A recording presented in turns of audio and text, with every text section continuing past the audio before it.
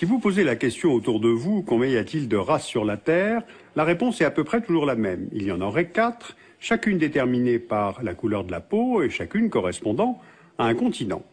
Eh bien, ce que je vous raconte là est complètement faux. Le problème, c'est qu'un très grand nombre d'entre nous pensent cela, et pire encore, les races pourraient ne pas être tout à fait égales entre elles. Alors comment est-ce qu'on est arrivé à croire cela, et à le croire encore aujourd'hui, faisant vivre ainsi en permanence le racisme? En fait, il y a de nombreuses couches de racisme dans l'histoire des hommes. Le racisme est donc dans nos mémoires. Eh bien, c'est de cela dont je voudrais vous parler aujourd'hui.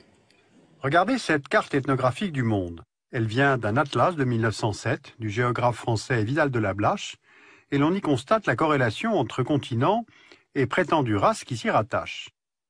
Il y en aurait 9, et on repère notamment sur le continent africain et dans une partie de l'Asie les nègres et négroïdes, je cite la légende, la race mongoloïde, les Européens en Europe, Amérique du Nord, partiellement en Amérique du Sud et en Océanie, les Berbères et Arabes, les Pygmées d'Afrique, les Indiens d'Amérique, et enfin les races hyperboréennes dans le Grand Nord.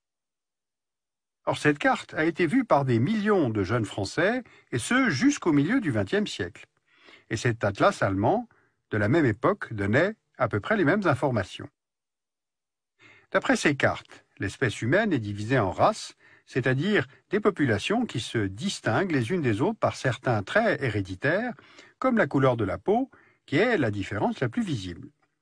Ce type de catégorisation remonte aux travaux de naturalistes comme le français Buffon ou le suédois Linné. Il s'agit au XVIIIe siècle, en pleine période des Lumières, de définir, de classer. Par exemple, Carl von Linné, dans Systema Natura, définit 4 variétés d'Homo sapiens, auxquelles il associe une couleur de peau et même des caractéristiques précises. Homo asiaticus, jaune pâle, mélancolique, rigide. Homo afer, noir, flegmatique, décontracté. Homo europaeus, blanc, sanguin, musculaire.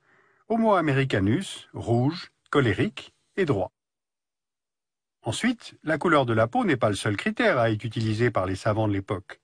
Dans cet ouvrage de 1801, Histoire naturelle du genre humain, on trouve cette illustration montrant 3 profils, de l'Apollon de la statuaire grecque à l'orang-outang, en passant par le nègre, je cite la légende, et dans cette représentation, le nègre forme le chaînon manquant entre le singe et l'idéal humain.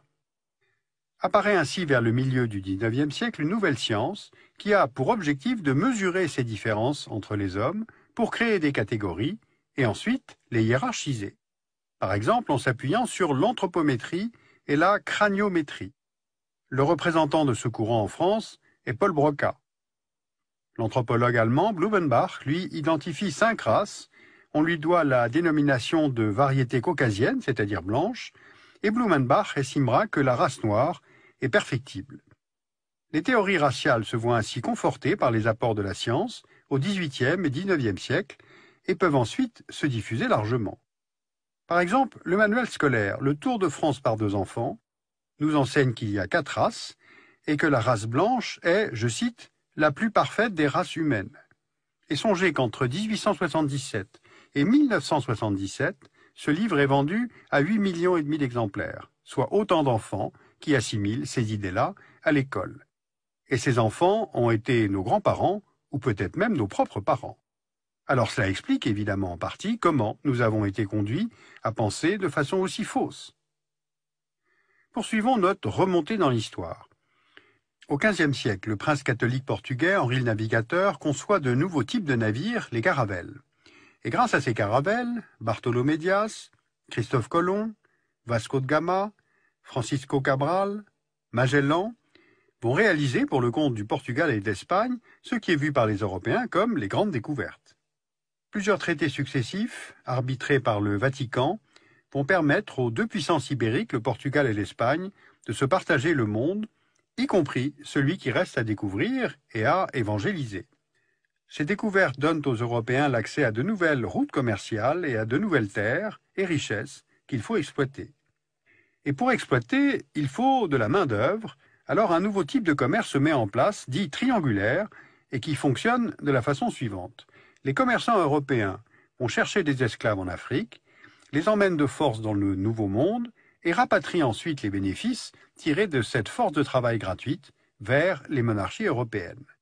Ce commerce des Noirs, cette traite négrière, est un événement économique majeur dans l'histoire. Par sa durée, près de 400 ans, du XVIe au XIXe siècle, par son ampleur, entre 25 et 30 millions de personnes déportées, par son impact géographique et sociétal aux États-Unis, dans les Caraïbes, au Brésil et évidemment sur le continent africain lui-même. Et en fait, l'impact est bien plus qu'économique. Il est dans les mémoires, il est dans nos imaginaires. Au début du XVIIIe siècle, par exemple, les termes noirs et esclaves deviennent synonymes dans certains dictionnaires français. À la domination économique, institutionnelle, technique, militaire, qui est tout à fait réelle, l'Europe impose en plus une domination morale et religieuse. Elle estime avoir une mission civilisatrice, censée apporter le progrès et la foi aux populations d'Amérique, d'Afrique, d'Asie, d'Océanie, vues comme moins avancées.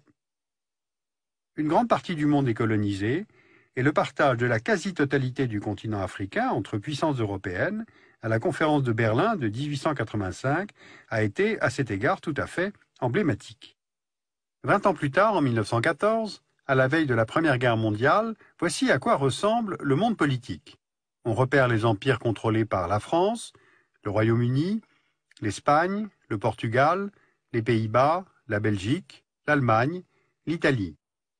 Ces puissances captent les ressources tout en expliquant au monde entier qu'il y a un sens unidirectionnel au progrès. Mais les Européens ne sont pas les seuls. On retrouve au Japon cette idée de supériorité et de mission impériale, l'empire du soleil levant partant à la conquête d'abord de Formose, de la Corée, du Manchukuo en Chine, puis un peu plus tard de l'Asie du Sud-Est. En Europe, l'idéologie nazie développe à l'extrême cette certitude qu'il y a des races et que la race aryenne est supérieure. Entre 1939 et 1945, le national-socialisme applique en Allemagne et dans le reste de l'Europe l'extermination systématique des Juifs, mais aussi des Tziganes, des Noirs, des Métis, des homosexuels, des handicapés, soit tout ce qui s'écarte de l'idéal aryen de la race. Donc on a encore cette idée de l'infériorité des autres. Du fait du nazisme, l'Europe se suicide, mais cela forme sans doute un tournant. La pensée et le discours sur la race aryenne, l'horreur soulevée par l'antisémitisme et par la Deuxième Guerre mondiale elle-même, vont faire évoluer la pensée sur la supériorité raciale du blanc. En 1945, les vainqueurs organisent un tribunal à Nuremberg pour juger le nazisme et son racisme fondamental. Et en même temps, les États-Unis, principal vainqueur de 1945, semblent immobiles à l'intérieur de leur propre pays. Alors pourquoi? Il faut se souvenir de la guerre civile américaine. Elle débute en 1861. On repère sur la carte les 11 États américains qui font sécession de l'Union, voulant conserver les esclaves noirs comme force économique gratuite. Les confédérés vont perdre la guerre, l'esclavage est aboli, mais les lois raciales ségrégationnistes imposent quasiment dans tous les États américains la séparation entre blancs et noirs, à la fois dans l'espace public, les bus, les écoles, ou l'espace privé, comme par exemple l'interdiction du mariage interracial. Et dans certains États, comme celui de Washington, les lois s'appliquent aussi aux peuples indiens. Eh bien, ces lois vont demeurer en vigueur très tard dans le XXe siècle. Le Civil Rights Act y met en principe un terme seulement en 1964.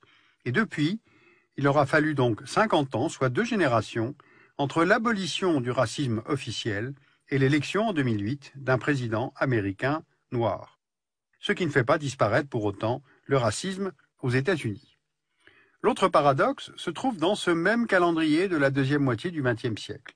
Alors que le processus des décolonisations est partout en route, le racisme institutionnalisé se poursuit en Afrique du Sud, en legs direct des idées coloniales européennes. Car on a en Afrique du Sud toute une société organisée en fonction de l'apartheid, c'est-à-dire cette ségrégation qu'il convient de maintenir entre les Noirs et les Blancs, qui sont les descendants des colons néerlandais et britanniques. En 1951, le pays crée 10 Bantoustans, c'est-à-dire 10 États réservés aux Noirs, traduisant ainsi dans le territoire le développement séparé des races. Cette ségrégation assumée et affirmée va durer 43 ans en Afrique du Sud, le pays jouant pour Washington un rôle de rempart contre l'influence soviétique sur le continent africain. Il aura donc fallu attendre, non pas que les idées de supériorité aient évolué, mais que la guerre froide prenne fin pour que cesse l'apartheid.